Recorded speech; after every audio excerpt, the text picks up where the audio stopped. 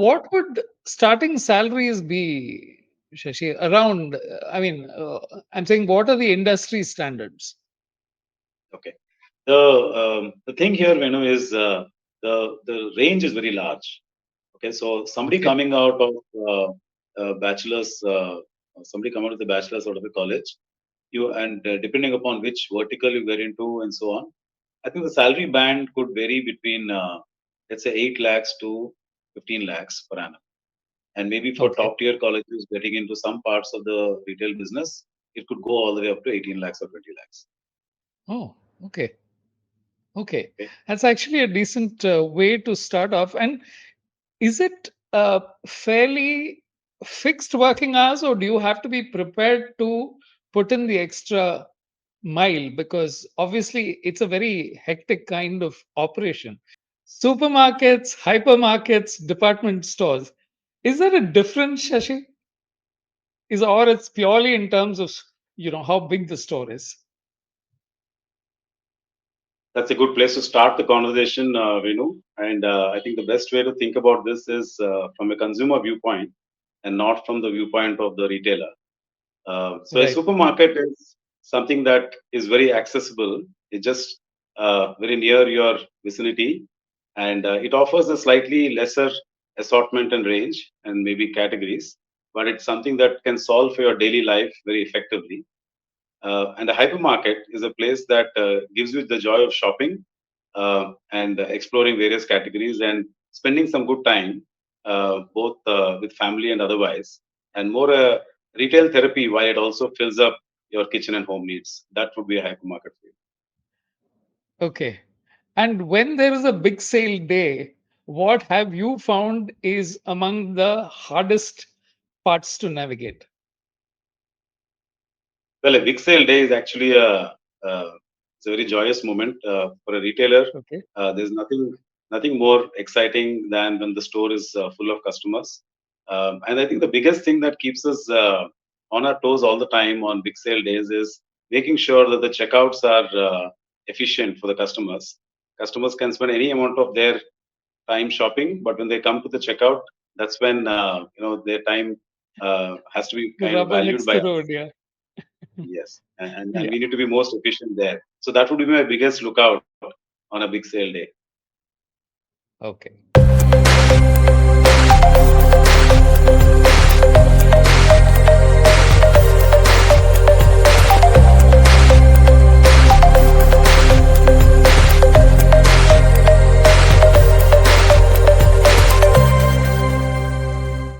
Managing a hypermarket isn't just a job, it's running a mini city. Thousands of products, hundreds of employees, millions in revenue. If you've ever been curious about what it takes to lead at this scale, this episode is your backstage pass, because we've got a person who has 2 decades of experience in managing retail environments. He's worked for some of the biggest names that you see in retail in India, and he's actually seen and established entire networks of retail. So he's best qualified to tell us what a job in this sector involves, what are the challenges, and what kind of a temperament you need to succeed. So let me welcome Shashi Gumma to the stage. Welcome, Shashi. Great to have you. Thank you, Venu. It's both a privilege and a good moment for me to be part of this. Thank you for bringing me onto the show. Wonderful. Okay, so I see that you passed out of IIM and you first worked as a marketing manager. So, how did That's retail draw you in, or what were the various things that went through your mind before you opted for a career in retail? sure. That will be a good place to start again. So, Venu, this even when I was doing my BTech, I did not know I would get drawn towards retail. The Okay. same when I was doing my MBA. It was not that I did my pursued my MBA with a view to getting into retail. So the way it turned out, Okay. a few years into my first job in Chennai, that was when the retail organized retail sector started to hit the headlines in every newspaper. Right. This was early 2000s, and I could see the landscape getting dotted by many organized retailers across many consumption segments. So, grocery retail was the first one to kind of start coming up on the landscape in many catchments. I was living in Chennai at that time. Spencer's, as people would know it, would world later. Right. So these stores, I would start seeing, and then there was wave after wave of many consumer segments, be it grocery, quick service restaurants, jewelry, apparel. So many consumption segments. The organized retail started coming up in a big way. And for consumers, it was an awakening of sorts. From being from shopping in general trade outlets, suddenly walking into modern trade outlets, and not too far away from where they stayed. So that caught my fancy when I was when I was in Chennai, and it somehow drew me into retail. The most interesting aspect for me was this is a place where the end consumer, in most cases, is interacting with the employees and the product both at the same time in a store. Right. And it felt like, and having seen some of the Western environments where organized retail had already been in very high double digit share of the total trade, I thought this was a sector that is just starting up in India, and it could easily consume one's career time and be very Right. productive. So that's what drew me into retail, and this was back in 2006 that I got into retail. Okay. And what were your early days in the job like? Did it Well, involve getting into the thick of things? What happened? I started my early days in retail in the profile of managing a set of stores in Hyderabad, um, and um, it was adrenaline every day. There's just so much of rush of in those days about running a store, opening more and more new stores, recruiting more people, training them, learning along with them, learning from the consumer. So the early days in retail were very very exciting. We were occupying more and more retail spaces in every city. It gave me a chance to open stores in very small tier three, tier four kind of places in many parts of South India and some parts of North. So yeah, I mean, early days were extremely enjoyable. This was the time when learning was at its peak, and therefore, Right. it could be very exhilarating. I've found that, retail stores almost as if you find that there's a lot of hectic activity, but the actual shelves and the stocking of the shelves seems to happen almost overnight. So, what goes into the planning of the store? How exactly do you begin to plan for a particular area? And what are the things, apart from the traffic? It has to be high street or it has to be in a place which has a fair amount of traffic. What are the other considerations when it comes to setting up a retail store? Well, to begin with, it's always about getting the most visible space in the market as far as the Okay. customer is concerned. So, you need to open a store which is very visible and highly accessible to a customer. The most Right. successful stores are the ones which you very thoughtfully considered which customer are you catering to. You could talk about a certain colony, you could talk about a certain neighborhood, and say, okay, which part of the city are these people going to traverse to? Which roads do they take? How do they, when they get out of their house, which roads are they going to ply on? How are they going to come back? So the trick is in actually being in the most visible space for a customer who's constantly driving in and out of house, different members of the family going out at different times. So you should always be very, very visible, and that's the almost the first criteria to put up a store of any size, for that matter. And after that, the next thing is access. So you could be on the wrong side of the road with a beautiful store and get it entirely wrong. The Right. the U-turn in front of the store, the median break in front of the store could be placed far away, and you could fail for that one singular reason. So there are many Okay. things that have gone in. And to go back to your first question, is it science? Is it not science? I think when you spend a few years making a few mistakes, I think you start you start putting a lot more science into this, and create a methodology that allows for fewer and fewer failures. Apart from that, to your question on how does the operations work in terms of setting the store up for the customer Right. every day.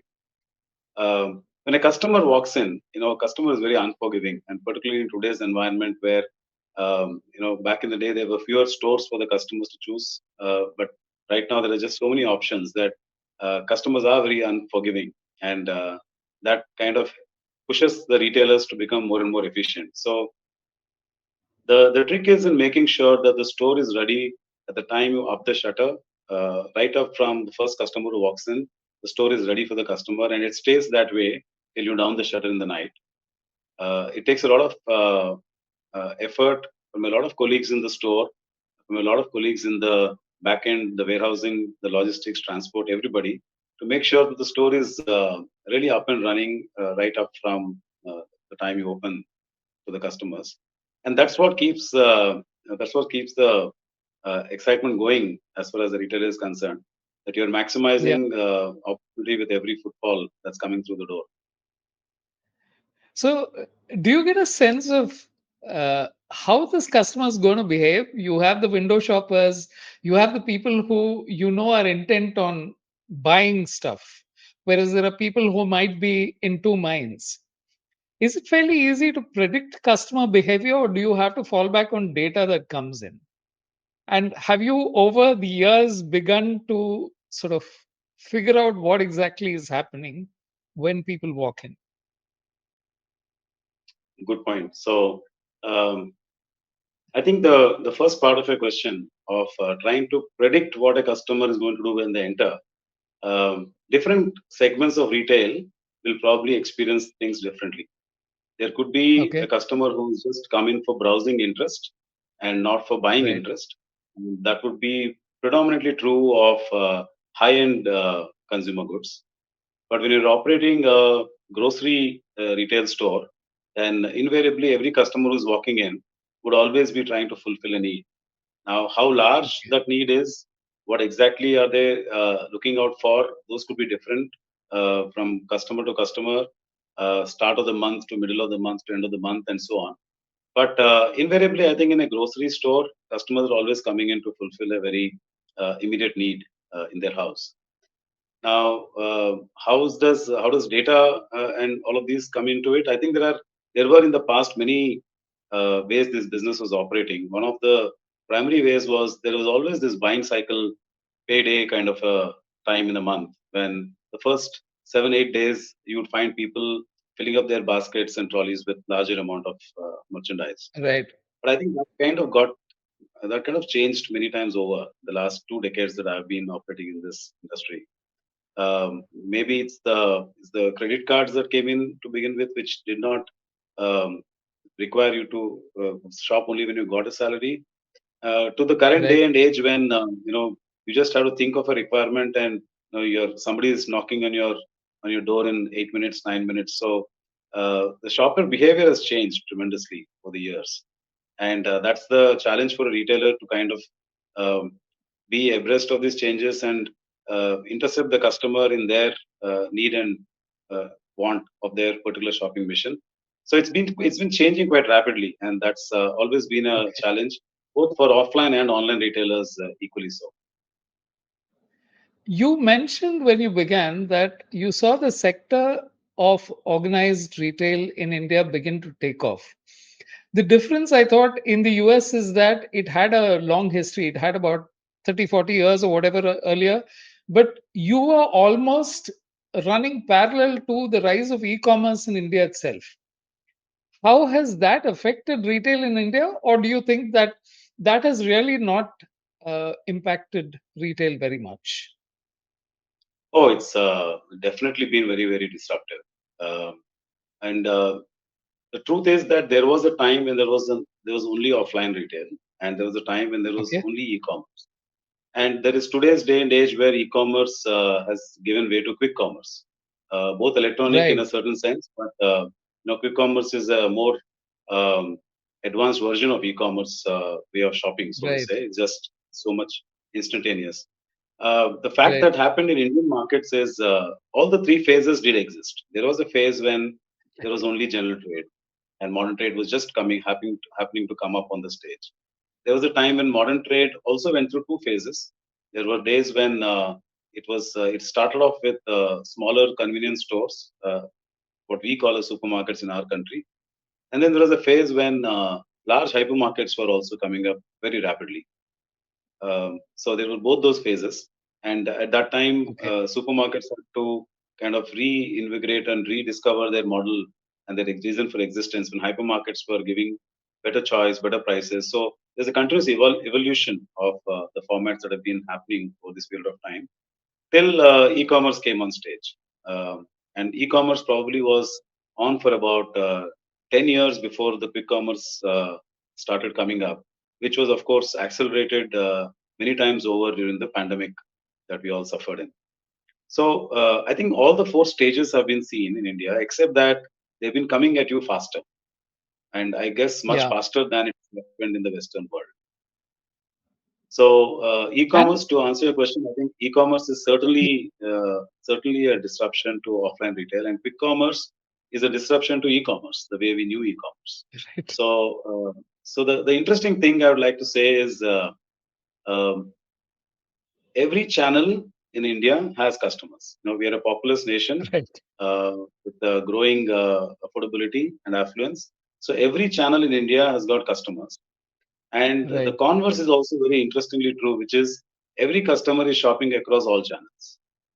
Now you have a matrix which is myriad, dynamics that play up, and it is in this space Okay. that uh, whether you're an offline retailer or an online retailer, you need to, create a very strong reason to compete and exist in the market and get customer engagement. Right. So in India, as you said, all these formats exist and they are playing off each other, or it is almost as if the customer is in a certain frame of mind when they decide what they want to do. So, have you noticed specific kind of behavioral changes in how customers respond to each of these formats? Yes, there used to be a very perceptible difference. I guess even that kind of changes over a period of time.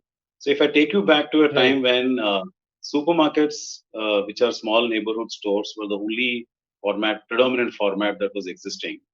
At that time, the customer behavior was upgrading from buying in a over-the-counter kind of a kirana store to a self-serviced supermarket, which was the supermarket format to begin. So that was the first level of change, where from over the counter to self service. That was the first change we saw. The Okay. next change we saw was when hypermarkets started coming up on the horizon, and then so the customers had a choice. You want some immediate necessities fulfilled. There are places that you could just walk up to and not necessarily drive up to, and then there are places where you don't need to be very bothered about your attire. You could walk up into a neighborhood store as if it was a very informal place that people could see you, to a hypermarket where it was very purposeful in its mission. It was a family Right. of people. You drive up there. You have to cater to at least a couple of hours of time that you need to spend there. And then when you put all that investment into a shopping mission, then you start filling up your trolley more and more. So the next level of change was, if you wanted something in a jiffy, you went to a supermarket.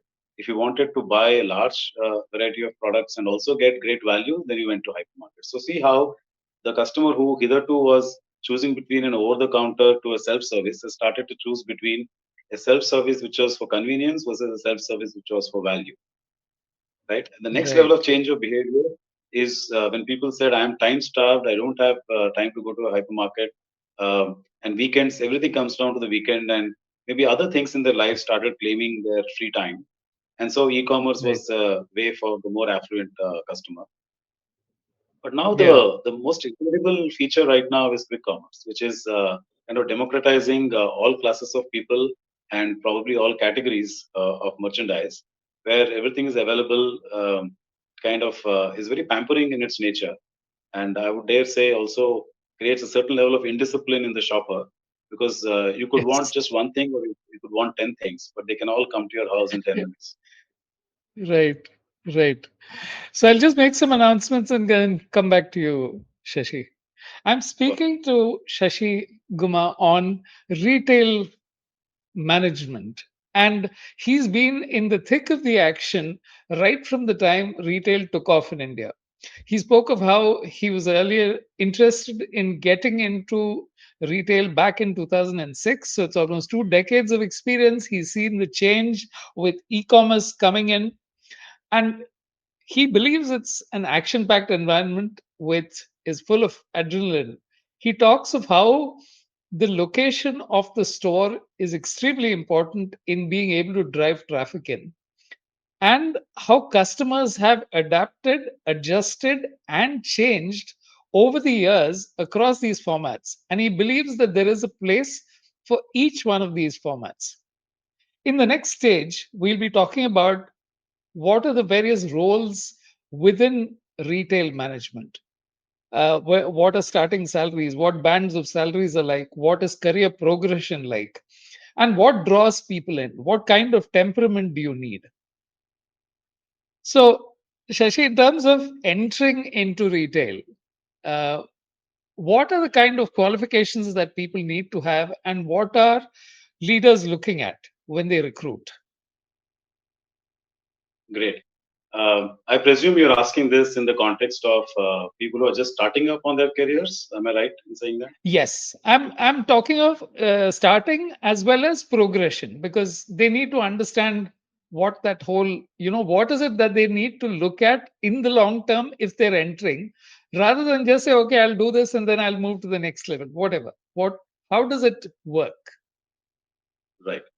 So in retail, largely, all of us are customers, all of us are shopping in retail environments. Um, the colleagues who are working on the floor, who are filling up the shelves, interacting with the customer, solving their immediate clarifications on the floor. Uh, Retail is an environment for first-time jobbers predominantly, and in any retail organization, I would say between 75 to 80% of people are comprising those people who are on the floor addressing customer requirements and filling up shelves, Wow. like I said. Okay. These people are governed by the Shops and Establishment Act in India, and they're governed by the minimum wages and other uh, statutes that we have. And these people can progress very dramatically over their careers, right? So that's one segment of people. But I think in the context of consumers of your content, Venu, I think I would Yeah. like to talk about people who are graduating out of colleges, doing bachelors in arts or science, or maybe doing a BBA or MBA and coming out and joining retail. Right. So let me start by saying that retail has predominantly four or five. You could think of the retail business being comprising of four or five large verticals. One large vertical is about merchandise. The team of Okay. buyers and merchandisers who are deciding what to offer, at what product, what price to offer, what promotions to offer, and so on. So, merchandising is, you could say, the heart of the retail system, right? Okay. It's that function um, which is kind of giving life to a proposition and a concept when a customer enters the store. The limbs of retail, the arms and limbs of retail, is the operating team, which is running the Okay. stores, which is running the supply chain in the back end, and all other aspects of bringing product onto the shelf, um, dealing with customers, running the stores. So all the operational aspects of retail is the second vertical. Right. The third vertical is technology. Now, technology has moved up, particularly in the retail segment, has moved up from being a backbone, being a transaction compilation to actually driving customer behavior and actually influencing Okay. customer choices. Both, I mean, online it is entirely on technology, but even offline, there's a lot of technology components that are coming into that are coming to the space of how customers shop, right? So technology Okay. is a very large vertical.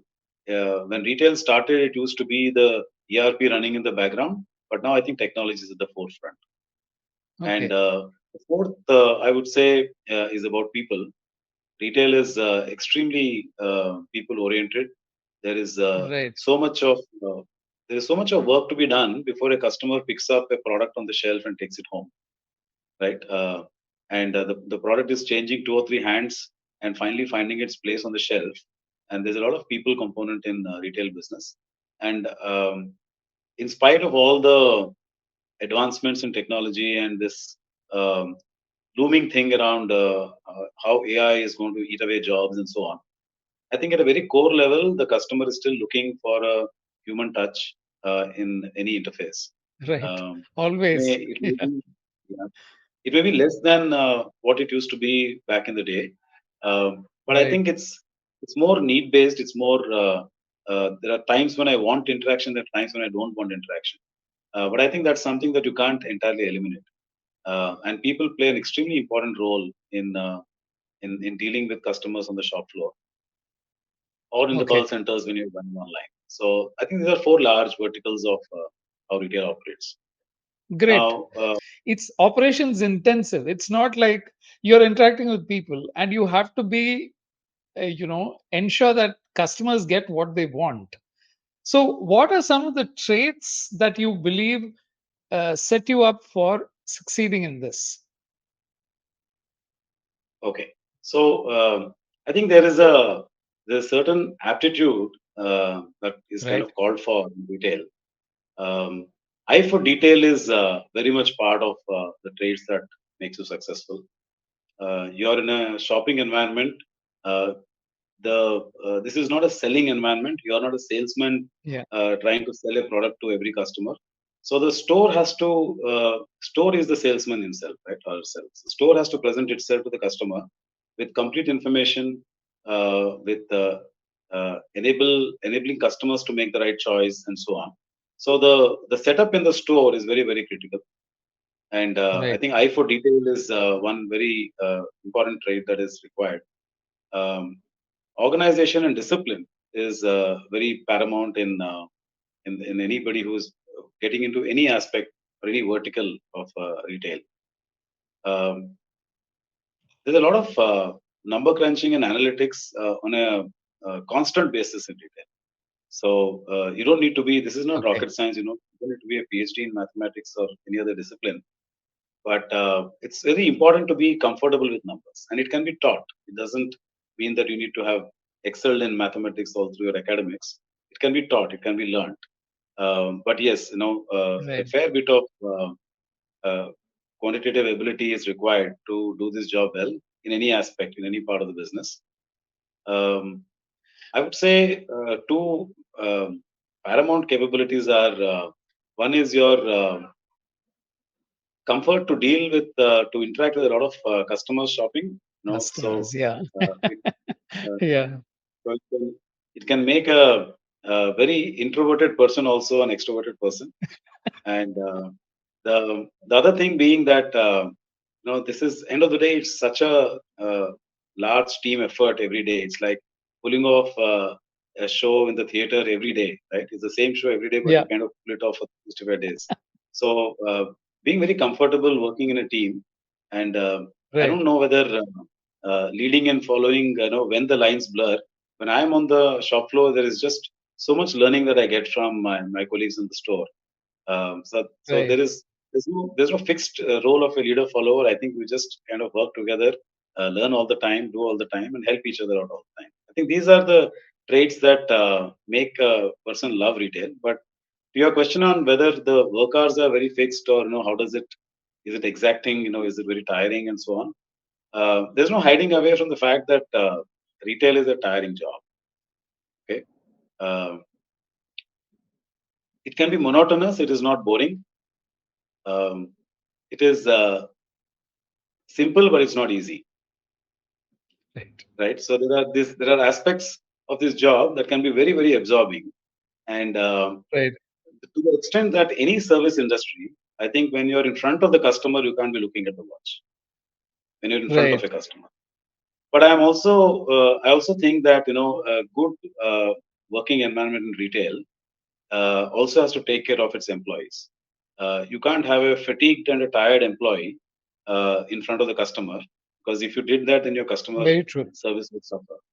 So I Yeah. think these are cultural environments. They change from organization to organization. But I think good retail environments take care of people uh, very strongly, so that they end up giving good customer service.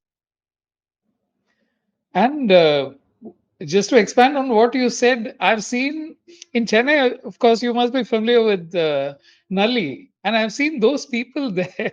It's it's amazing the amount of patience that they have, because women can be very demanding in terms of the number of saris that they want to see or the choices. And I've never seen these guys lose it or even show a flicker of annoyance. I thought it was remarkable because it's almost as if it was ingrained. They expected that they would pull out at least 20, 30 saris and then show it. And that would be so. It's a test of patience because you can't hurry up a customer. You can't tell them, that, okay, make up your mind. It's almost as if you say that here is everything that's available. So it's an art, right? There is something where people, have you seen people change remarkably? You said even introverts can become extroverts. So have you seen those kind of changes happen with employees on the shop floor? Well, it's very specific to an individual, but I think it's hard to be in retail and not get comfortable dealing with people. Let me just say it like that. Okay. So it kind of Okay. pushes you to the front. If you're in the front line servicing customers, then you can't do a silent treatment there, right? So you got to Yeah. kind of talk. But to your former point, that the patience that it takes and the kind of resilience that is required in running this role, um, it's very humbling. When you see associates at work, store management teams at work, and in real customer service, I believe that there really is no SOP. You can't have an SOP for how to keep a customer engaged. You can have an SOP around Right. operational disciplines, but I think customer engagement and customer service is beyond SOP. And there have been instances in my experience which have been very humbling. When people go beyond their call of duty to do things in retail. Retail is a Sorry, place. can I just hold on for a It's very humbling, Venu, to see associates and team management, which goes beyond the call of duty in servicing customers. There have been many instances in my years of experience in retail where it's really been kind of, like I said, surprising, humbling, everything at the same time on how the store staff take to customer service. So to give you a couple of instances like that, there was this one instance where there was a associate who, out of her own volition, helped a very senior couple shopping in the store realize that this is not okay. just about showing a product or answering a query, and just made sure that their entire shopping journey she was with them and made sure that they got what they wanted. It's sometimes very difficult to spot your items on a shelf and across a large store. And then at the end of the journey, the couple is so happy, so kind of thankful and grateful to the employee that they call her out and give her a chocolate and always kind of seek that person whenever they came back to the store, right? Right. Um, there have also been instances where I've over the last 2 decades, there have been instances when you would remember the floods in Chennai about 5-6 years ago. Yeah. It is really There bad. was Yeah. Yeah, there were rains and floods in Kerala. There was this cyclone in Right. Vishakhapatnam. There were many such extreme circumstances, situations in many parts of our operations in the past. And in all these periods, there's almost like a sense of duty that overcomes even personal travels of my team members, Right. right? So they put their own house may be flooded, their own community may be affected, no power, no anything, but still they turn up to the store saying this is the time when Wow. customers who have infants at home, elderly at home, and their kitchens need replenishment and so on, and they're willing to put aside all their personal troubles and come over and run the store. And it kind of just shows you that retail is really an environment. Uh, which calls for discretionary effort.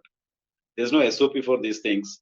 You can't reward this in monetary terms. But it's just so fascinating how employees at every level in it evokes a sense of responsibility more than a sense of business when something like this happens.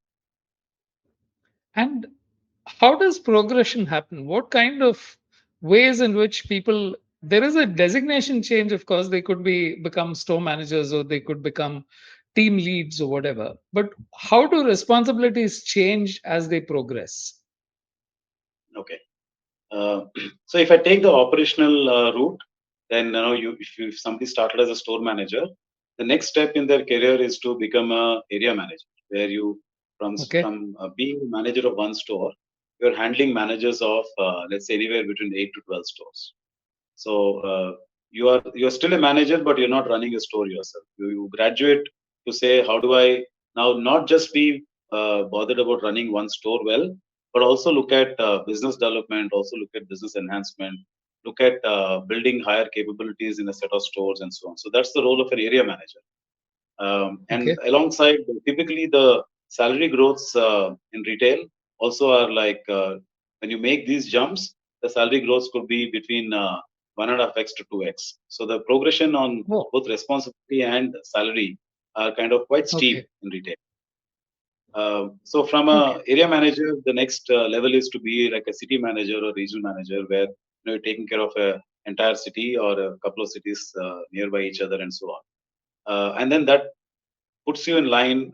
There are fewer people at that level in a company, and then that gets you closer to the head of operations role in any retail organization. So this transition for a company that has a clear career path for somebody from a associate or at least a store manager level all the way to head of operations, there are probably three levels in between, and for a fast tracker, it could mean about 4 years in each level, and of course depending Okay. also on the size of the organization.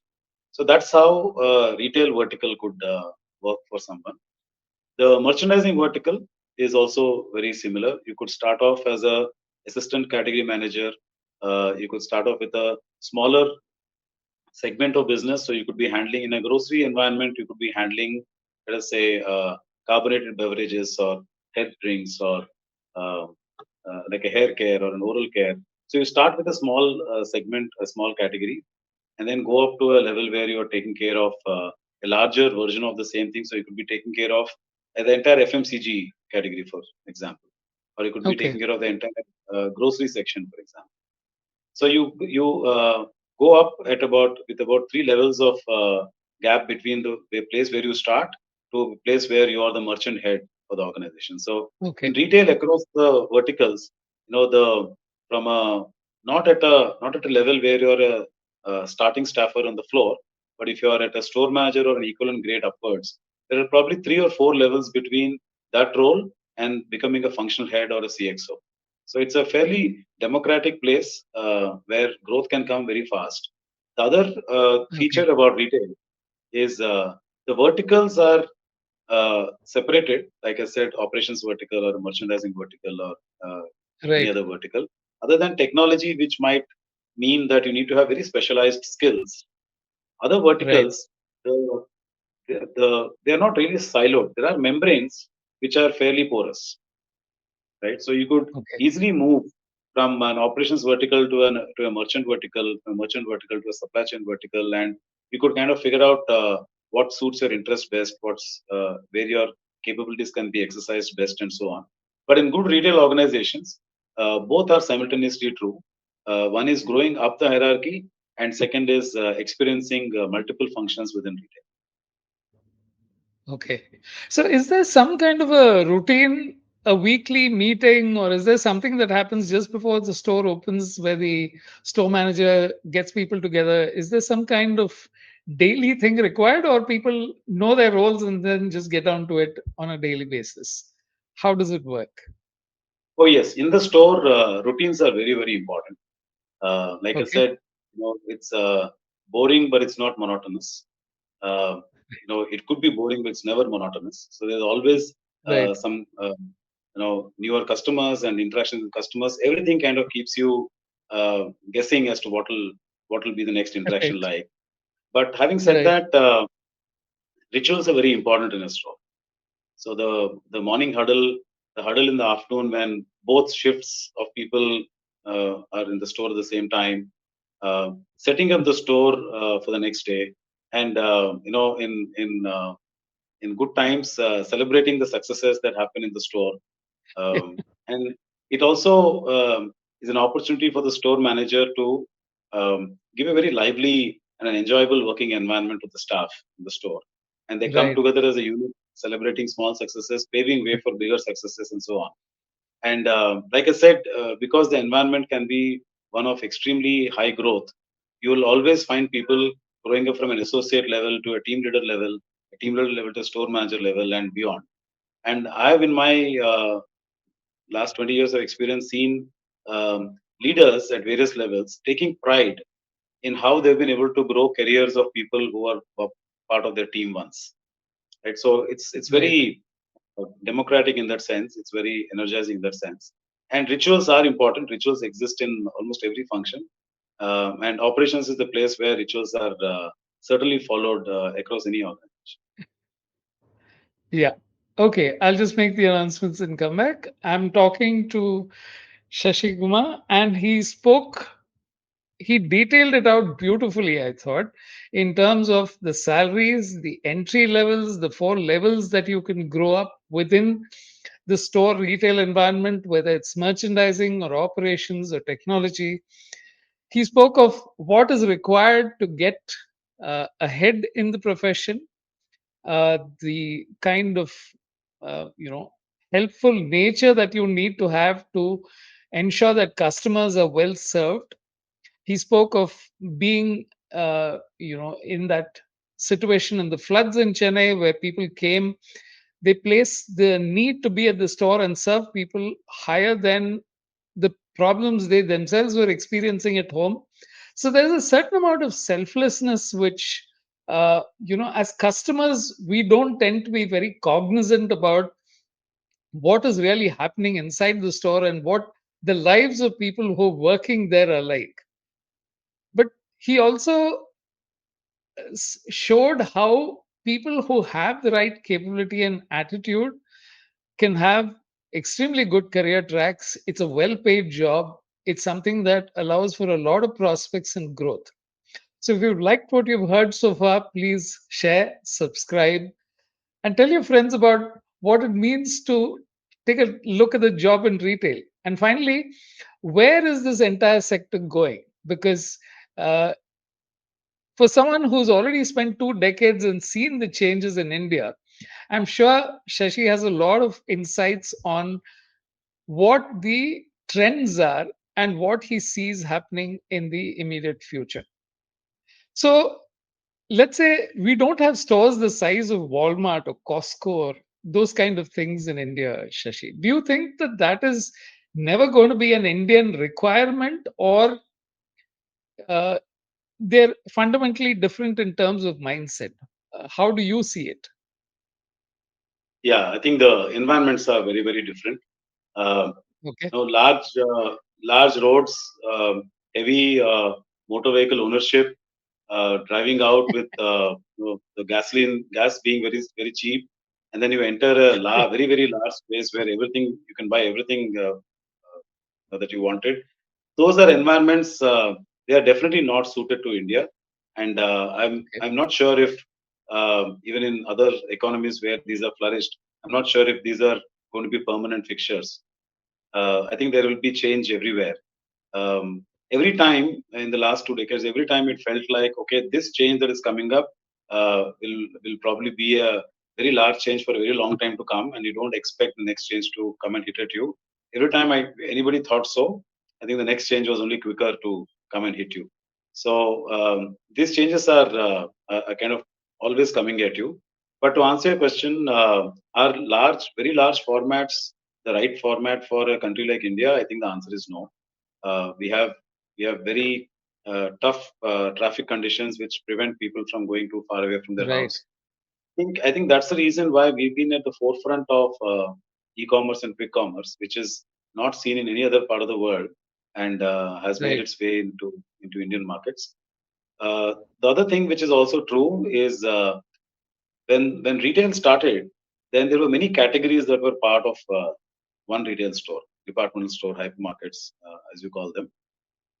There are many categories now where there are category Okay. specialists that have opened their stores, and you could get much better choice and value in more specialized stores of those categories. So some categories that used to be part of hypermarket are no longer part of hypermarkets, Okay. right? So even that environment is changing. So I think the times that are coming up are those where specialization will be critical, convenience will be critical, access and being close to customer, both physically and virtually, are going to be critical. I think these will be trends that will dominate the upcoming years. We are currently dealing with a generation of people uh, for whom internet and mobile kind of solves for all their problems, from education to entertainment and beyond. Yeah. It Right. tells you not to be hungry, not to remain hungry any longer, right? So Yeah. that's the generation we're dealing with. I think the critical success factor for future is how do you integrate technology into every aspect of your business of retail. You could be an offline retailer or an online retailer, but the more you integrate technology, I think the closer you'll keep your customers to yourself. And it's quite interesting how things which started online, e-commerce entirely, what comes to mind is Lenskart and let's say Urban Ladder or people like that who essentially used to sell only online, felt the need to set up retail environments where people could touch and feel and actually interact with people. So I don't think touch and feel is really going away anytime soon, isn't it? Or what's your take on that? Oh yes. So there's usually a kind of a fear of missing out, and usually kind of a belief that when some fad comes in, when some trend comes in, the tendency is to feel that this trend is going to carry the world with it, and every other form of existence in the past would kind of be forgotten, which has not turned out to be true. I think you know the very fact that general trade continues to exist even when modern trade has proliferated. Right, Neighborhood stores continue to exist even when hypermarkets have come up, and offline right, retail is continuously reinventing itself even when online retail is the avalanche of online retail has been very disruptive. I think all these go to say that there is no one trend, there is no one way that customers would shop, and this 180-degree turns have happened many a time in many facets of business. So I don't think any of these are going away unless you cause them to go away. Unless you're really so bad at something that you're really giving a reason for customer not to come to you. So I think these will kind of right. coexist. But yes, it's been there for all of us to see. What started as online is coming to offline. What started as offline is trying to make its space in online. And the pundits would say that omni-channel is the way to go. So I think we need to kind of exist simultaneously in both the offline and online worlds. One change that I see, for example, especially in online and offline, is advertising earlier in the pre online era. Unless you had a fairly high budget, there was no way that you could enter media. And I've seen this happen with e-commerce as well. When I was speaking to a person who set up a bakery, he said I started with just about 6 items, which I ordered, which people could order online. That could never have worked in a real store. If I opened a bakery with just 6 items, there is no way that I would have been able to sell. So there is a difference, there is a crossover, and there's these little quirks in between where it is possible to establish a market and then see where, it's almost like a quilt of so many different types of markets and attitudes and learning. Which brings me to the question, uh, do customers in the tier 2, tier 3 cities behave differently from the ones in metros, or is it largely the same? Customers are customers everywhere. Oh yeah, I think you touched upon a very interesting aspect of retail because we tend to see this Okay, most, having been in retail sector across all tiers of towns and cities in India. I have right. personally experienced this across many states. from metro cities to the next tier to all the way up to, let's say, tier 3 or tier 4. So I think at a very, very core level, the customer is the same across. Okay, what differentiates the customer's purchase behavior is the supply and not the demand. Okay, the Okay. defining characteristic, the things that kind of define this, in an age of content being easily available, every customer Yeah. is equally exposed to every brand, Right. at least in terms of knowing what this brand Right. is all about. They may not have had the chance to purchase it. The second thing that determines access is affluence. So, are you able to afford a product? So, the uh, knowledge of a product is kind of ubiquitous. Affordability is different for different customers. And all Okay. this while, it was the supply factor which was not recognizing the uh, requirement in the market. So when you went into when in my previous stints, when I opened a supermarket in a tier 3, tier 4 town, that was the first time customers got physical access to products that they knew existed, Okay. that they could buy when they went to larger cities, when visiting their family or cousins. But for the first time, it was available to them near their house, right? So it is not that the demand wasn't there; it's just that the supply wasn't. So fast forward to a time today when you, like you're saying, both information and product access have now got democratized with internet. So I Right. think at a very basic level, now the only thing that differentiates a person whether you're in a city or in a rural area is only affordability now. Finally, access is there universally for everybody today. Right. And that has made a fundamental difference to how people perceive whatever it is that they want to ultimately get at. Because I think you underlined it beautifully when you said it's essentially about affordability. The access is now universal. It's like you don't really have to restrict anyone because the exposure is really, social media has got to the point where you can tailor your stream. So four people in the same house will see four different streams altogether, depending on what they like and what they. So that is a major change from what we used to have earlier before the net came along, where there was considerable, what do you say, the same kind of likes and dislikes. It's almost Let as if me it cut across the entire family. yeah. let me put it in two extreme polar opposite consumption Okay. aspects. Yeah. Uh, Okay. time was when there was one uh, tube of toothpaste servicing all the members of the household. Right? Now, Yeah. if there are two bathrooms, there are two toothpaste, and if there are two users in each bathroom, there are two different brands of toothpaste. Right? That's Right. the physical consumption space that has seen proliferation from, let's say 2 decades ago to now. Right. On the other extreme side, there was a 2 BHK household with one prized possession called a television, which the entire family was glued to. And there was Yeah. one playlist for the entire nation. There was one program for the entire nation. Now, in the same living room, there are four people sitting but consuming content independently on each of their mobiles. Right. So this is the Absolutely. spectrum that we have seen in our lifetimes. So for you, is that a constraint or an opportunity? Oh, it's a big opportunity. Because get It's a it's a major opportunity. Okay. big uh, opportunity to so to to uh, to be able to uniquely cater to different needs of people, and to in a very retail sense, to curate an environment to understand your customer, see what they're looking for, and assort it in such a way that they find their shopping mission completed in your store. So it's a big opportunity. right. So today in a store, do you find that there is a kind of age factor when it comes to people who come and shop in stores? That is, are they slightly older or does it cut across the entire spectrum? Because I would assume that people who had this habit of going into a store and buying their vegetables and the monthly item, quick commerce is the other extreme, where I've almost done away with the storeroom in the house. I run out of something in the next 10 minutes, it has to come in. Whereas the old households used to be that I stocked the storeroom for the whole month.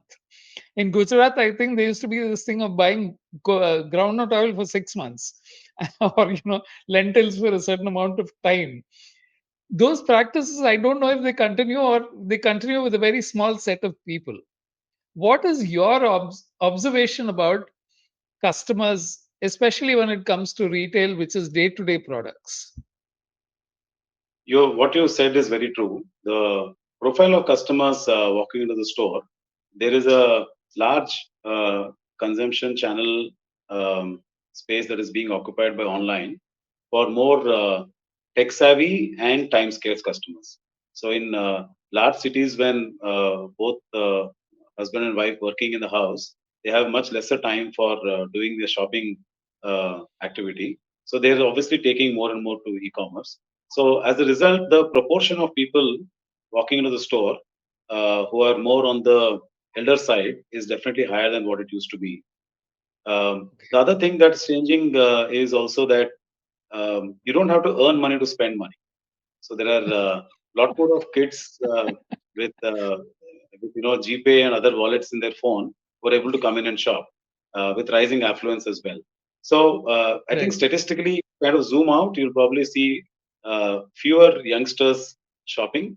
But then with growing affluence, the numbers of all segments are increasing. Right. Right. So you're saying that there is a whole set of people who are now moving into this scale where they want to, you know, shop in an actual retail store? Or are you saying that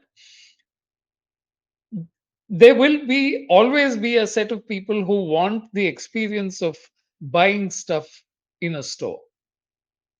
Is that how you Uh, see it working out? so yes, there are some set of people who are kind of habituated, who like the human interaction, who like just going out and doing things Right. for themselves. But I guess it has to it's kind of reveal itself as to how the next decade is going to be. I would refuse to do Yeah. any prediction of how things will move. Uh, but to say that I think every channel is trying hard to meet the customer's requirement. um, I just, depending upon which side of retail you are, you just wish that customers came out more, shop personally more. But that is when there is a chance of discovery. There's a chance of influencing. Otherwise, if you're being very purposeful in your shopping, you're just looking for an item and buying it, or you're being fed content in all your social media, depending upon your search trail. So all behaviors are at play. I don't know which way will be more dominant as we go along, but that's for the retailer to figure out for their own channel and format. Yeah. I've noticed one difference shopping with family members. I see that when it comes to beauty products, invariably women will linger a little longer in the shampoos and the various beauty products which are there. The catalog that comes up is convenient, but there's nothing like actually being able to see the product in front of you, be able to smell it, and then decide which one you want to go with. And of course, there are retail environments where there are now people who help with, they say, okay, whether it's eyeliner or it's some other product, or it's some makeup which has recently been introduced, the chances of it being sold are higher because there is some interaction which used to happen. It's not just going and buying a product, putting it in a basket and billing it. There is also a certain amount of interaction which I see, which I didn't see in the earlier retail environment. Do you think that that is one of the changes that retail can do in order to ensure that people keep coming in? Very true. What you said is true for different shopping missions, B, Right. different categories of products, and C, depending upon my um my technology usage, right, and how comfortable I am with doing this. I'm sure there are there are a good number of people who are very comfortable not having to touch and feel a product. I'm sure there might be people who say, lay off me. I'm happy to deal with a virtual interface. Um, but the thing that's happening in my view is customers are choosing how they want to buy a specific category of product. If something is just a bare necessity, and I just need it in its right place. I don't need to, explore 100 options to get there. So there are some products that I'm Right. just happy to buy, more like a mechanical action. And there are some Right. where indulgence is there, and there are some where maybe some discovery and some amount of expertise that I want to.